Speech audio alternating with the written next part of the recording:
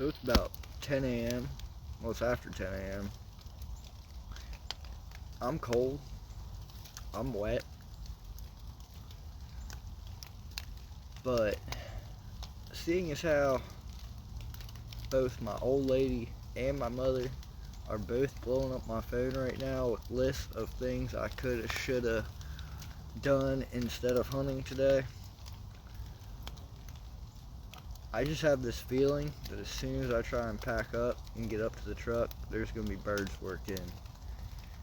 And I think I'm just going to keep that whole mindset for a little bit longer, maybe a few hours. Yeah, that's the vibes for today. I ain't seen a damn thing. But I probably will